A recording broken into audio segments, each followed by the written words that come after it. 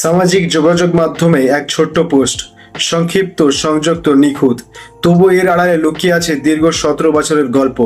বাংলাদেশের জার্সিতে তার ওঠানামা, উড়ন পতন, বেদনা আর তৃপ্তি এক মিশ্র অধ্যায়। রিয়াদ কখনো খুব বেশি শব্দের মানুষ ছিলেন না, মাঠেও না, মাঠের বাইরেও না।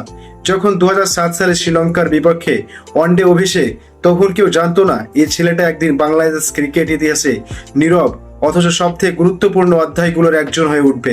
2009 টেস্ট অভিষেকে এই 5 উইকেট, 2015 বিশ্বকাপে দেশের প্রথম বিশ্বকাপ শতক আর টানা 2 সেঞ্চুরি করে ইতিহাস লেখা, এগুলো তো ক্রিকেট প্রেমিকদের মুখস্থ।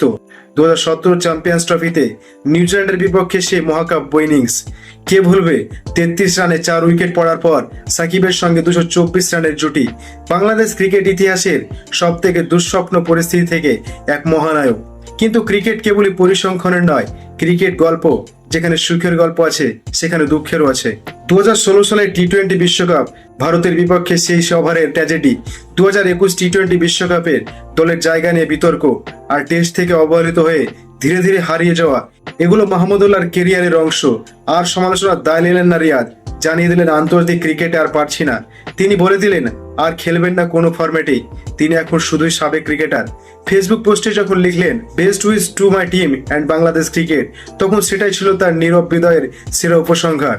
সামাজিক যোগাযোগ মাধ্যমে জানিয়ে দিলেন সব শেষ, আর কখনো বাংলাদেশের জার্সি গায়ে চাপাবেন না। বিসিবি ঘটা করে বিদায় দিতে চেয়েছিলেন, সে সুযোগও দিলেন না। তবে কি সত্যি শেষ?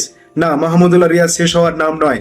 তিনি ছিলেন বাংলাদেশ ক্রিকেটের সব থেকে নির্ভরযোগ্য, সবচেয়ে ঠান্ডা মাথার ফিনিশার। যে ব্যাটসম্যান 4 নম্বর, 5 নম্বর, কখনো 6 বা কখনো 7 নম্বরে ব্যাট করতে নেমেও দলের জন্য শেষ মুহূর্ত পর্যন্ত লড়াই করে গেছেন। কখনো চাপ নেননি, কখনো বাড়তি কথাও বলেননি, আজও বললেন না, শুধু জানিয়ে দিলেন